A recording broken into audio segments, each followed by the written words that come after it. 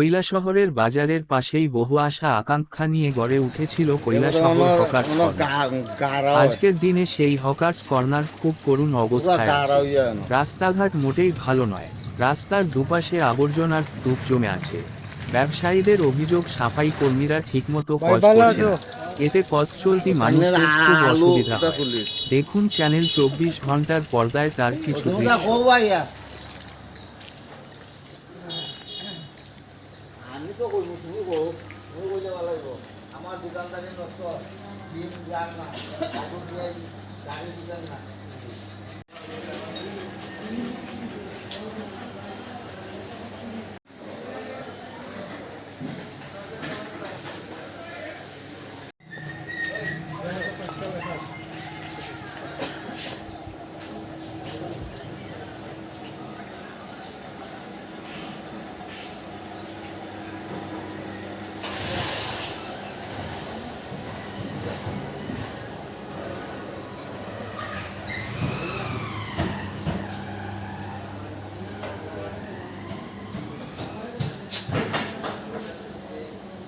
বুঝলে?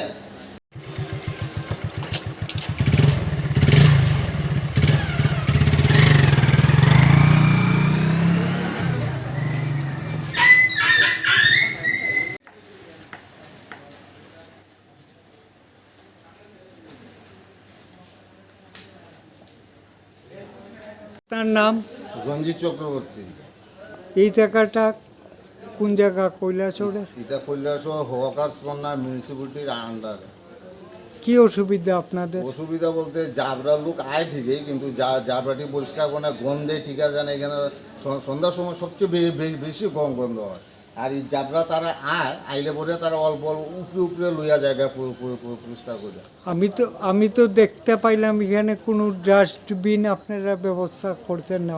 পার্সোনাল তো ডাস্টবিন থাকতো দোকানের সামনে। ডাস্টবিন দোকানের সামনে নাই, দোকানের কোনো সামনে ডাস্টবিন দেওয়া হয়েছে না। ওই রাস্তাতে একটা হয়েছে দেওয়া, এই রাস্তার মধ্যে মানে ফলাফলানি হয়। তো আপনারা পার্সোনাল ডাস্টবিন ব্যবহার করলে তো ইটি হয় না না, নোংরা? আমরা যদি নিজেরা পার্সোনাল দিত তাহলে আমরা কোনো অসুবিধা হইতো না।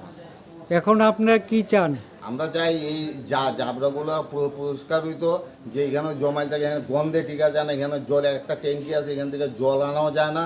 জল আনতে গেলে এখানে গন্ধে ইয়ে যায় গিয়া। তারপরে দোকানের সামনে এখানে জল জমে 300 ফুটকা, এখানে জল জমে আসে 8 সীমার জল হয়ে যায়। এখানে কোনো কাস্টমারই পারা নাই তো।